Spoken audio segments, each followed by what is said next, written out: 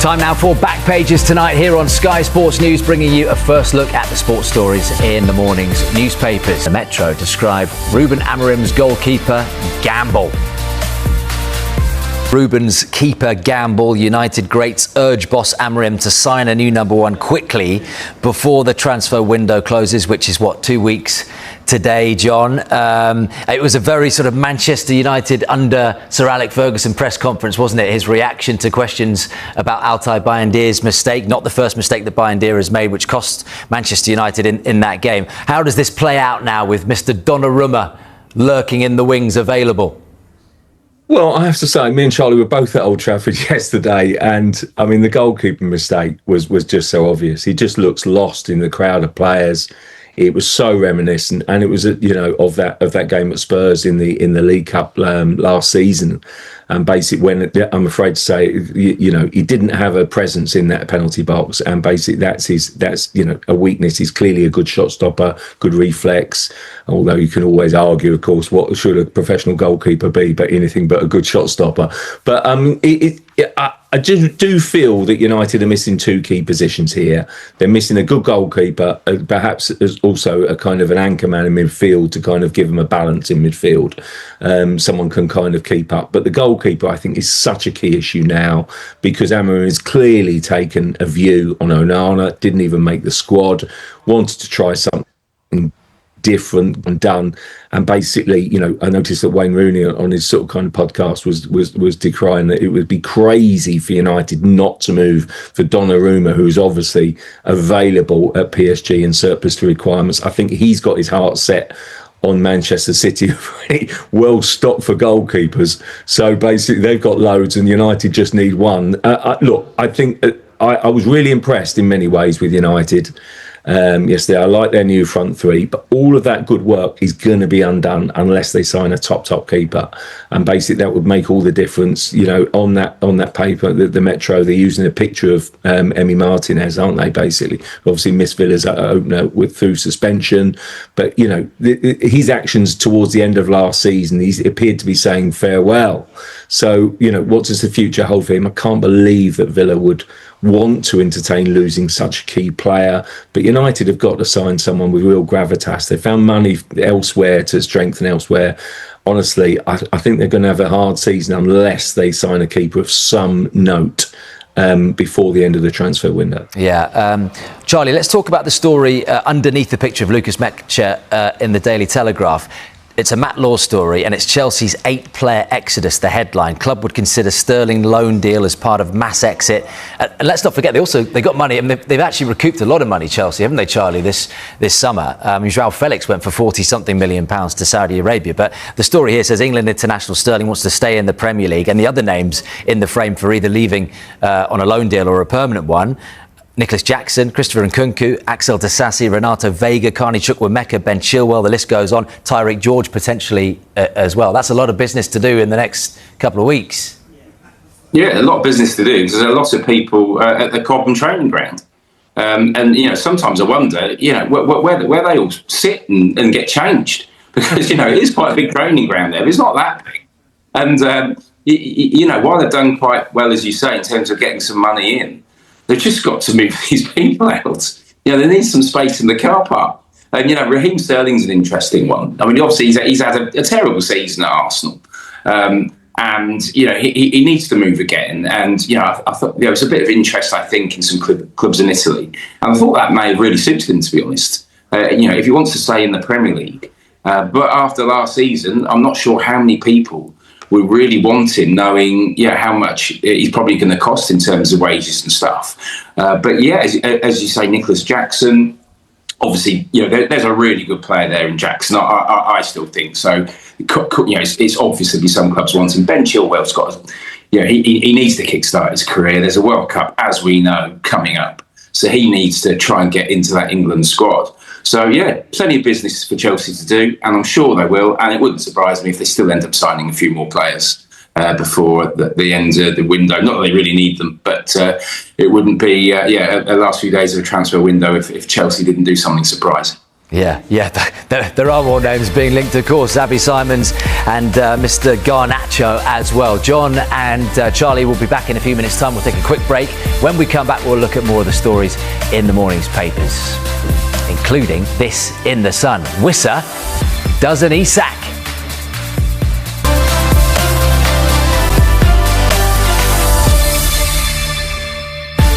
Welcome back to Back Pages tonight. Charlie White from The Sun and John Cross from The Mirror with me for the next quarter of an hour or so. John, I want to go to you on the story in the Metro, right at the top of the Metro, above the Amorim feature there. And it says Romero in it for the long haul. This is great news, isn't it, for Tottenham's captain, Christian Romero, signing a long-term deal linked, wasn't he, with Atletico Madrid? Yeah, it's massive, Will, honestly, because I think this is a fantastic stamp and seal of approval for Thomas Frank as manager. I really do. And it's fantastic news for Spurs and Spurs fans, because this is an absolute top player, brilliant player, World Cup winner, fantastic commanding centre-half, who it would be fair to say, I think, on his day is one of the best defenders, I think, in the Premier League. But he didn't have enough of those days when he allowed his mind and focus to wander, basically, because he did become distracted, I think. And there's no doubt about it. Last summer, I think he was unsettled, was probably looking to move. He was apparently sort of kind of heading towards the final 2 years this summer. And again, there was interest from Atletico Madrid, so it could have gone either way. And I just think for Romero then to commit himself, be given the captain's armband, commit himself until 2029, it really tells you the effect I think that Thomas Frank is having. It's very, very positive, feels good. I think he's getting the best football out of Romero, who looks a different animal altogether, I think, defensively, because he's absolutely tenacious and tigerish. I really like him when he defends and when he's at his best, because honestly, he's such a good defender when he's focused and his mind's there. And I do think when you consider his age, he's still sort of kind of mid-20s, it's really, Spurs have got a really good player there for the long term, and someone as captain who can anchor that defence and really take the club forward. A really strong day, I think, for Spurs. Yeah. Your paper, Charlie, The Sun, Yo wants to go. Wissa does an Isak, toys thrown by B's star. You can see a picture of Alexander Isak in there as well. We'll talk about him in a minute.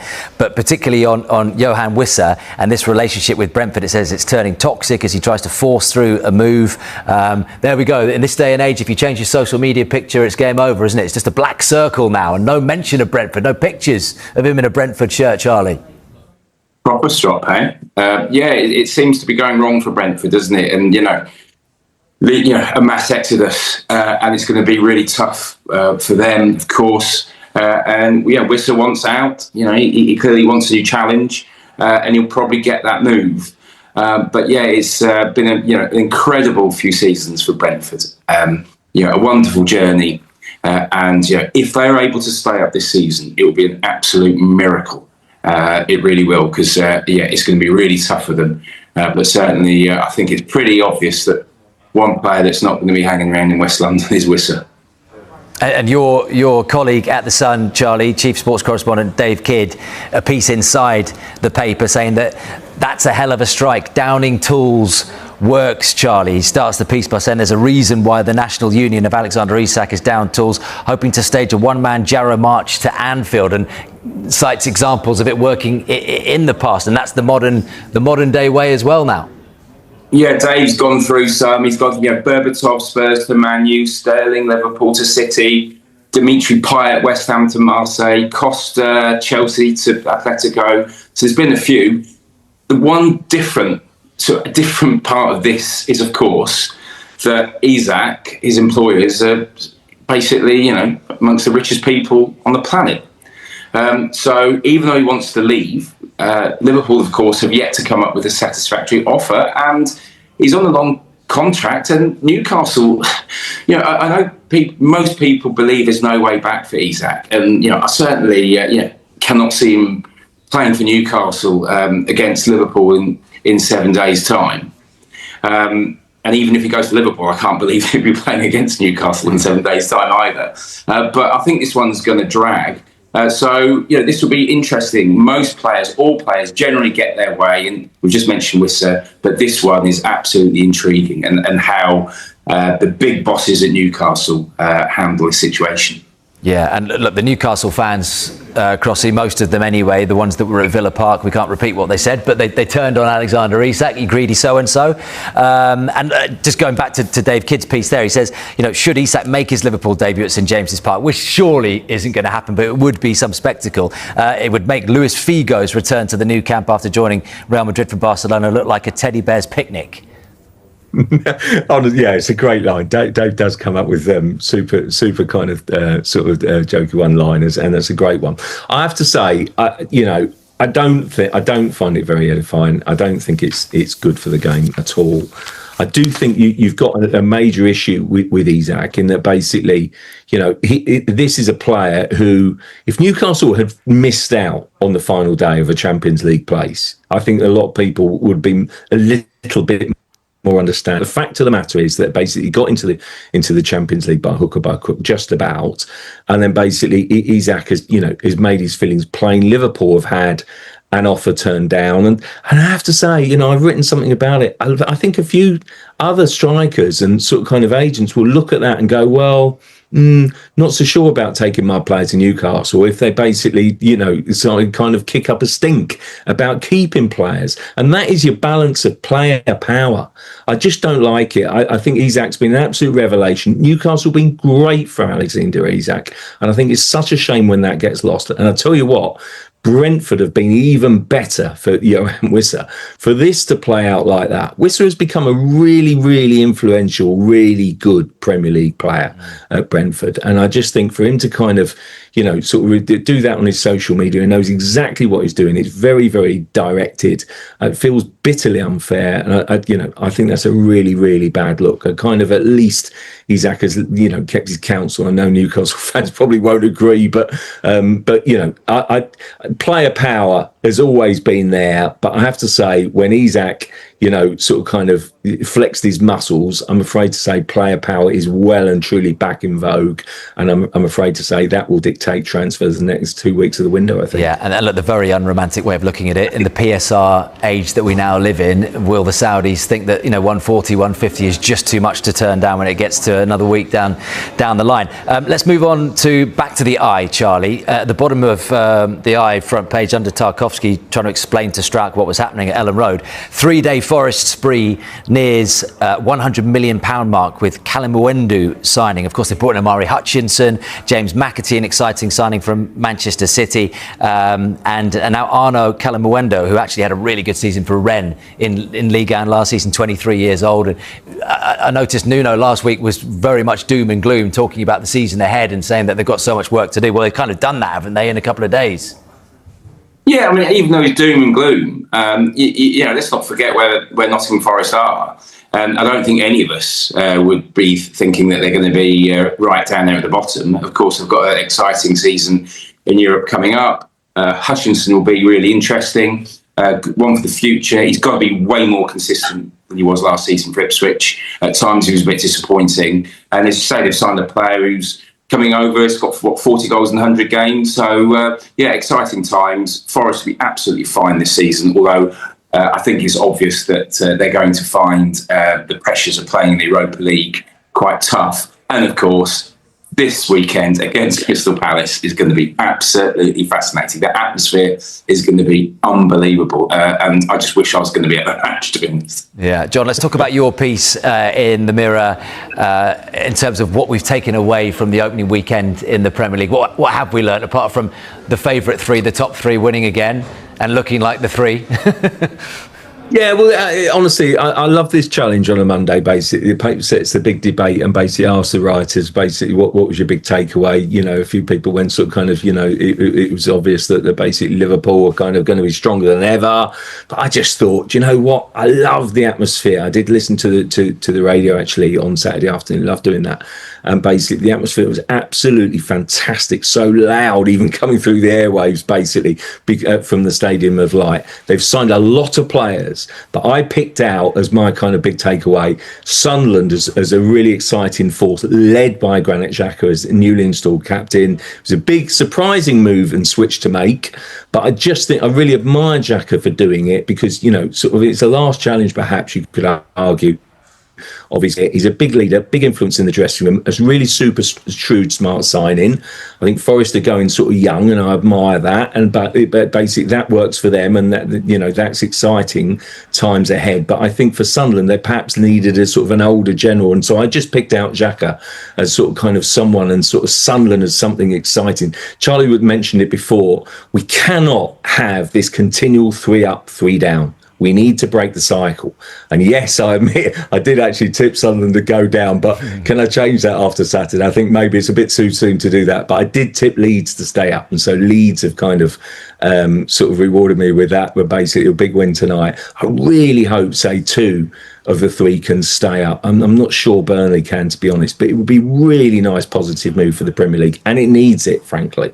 Yeah, absolutely. Charlie, just on the Sun as well, top right corner, Bukayo Saka, not dressing up that win for Arsenal at Old Trafford by any means. Buck up, lads. Saka's demanded a massive improvement. The quote that it was not a great performance. We're happy, of course, to come away from Old Trafford with a win, but we were not up to our usual standards. And that's spot on, isn't it? Right across the board for Arsenal. No, absolutely. I mean, he's honest. And basically, he's saying we got away with it this time, but it won't always happen.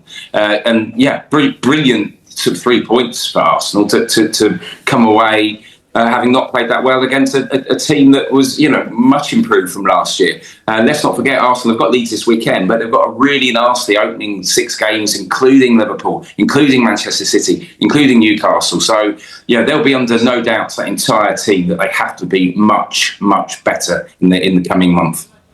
So, look, quick answers from both of you. Crossy, right on the spot after match week 1, now complete with Leeds' win. Title winners, the top 3 won. Oh, Liverpool. No hesitation from Cross. No hesitation, but I do think that Manchester City will be back. I really, really like what Manchester City have done, and I think that basically the top 2 could easily be that kind of those 2 moving away from the rest and a resumption of old hostilities. I do think United will have a decent season. Let's see what Arsenal's business does. But I really fancy a Liverpool-Man City toe-to-toe title race, which would be good, which can be really good. Old hostilities, and Liverpool have signed a lot, City have signed a lot. Exciting season. Charlie, one word for you, my friend. Man City back in it. What's that? No, I can't even count that, but yeah, we get the message. Big win for Manchester City. John, Charlie, thank you very much to you. Of course, if you missed any of the show, there's another chance to see Back Pages tonight at hour. And the show is also available as a podcast. Just download Back Pages on Apple, Spotify, or wherever you get your podcasts. And don't forget, of course, to join us on Tuesday night, when our guests will be the Times football writer Martin Hardy and Mail Sports football editor Ian Ladyman.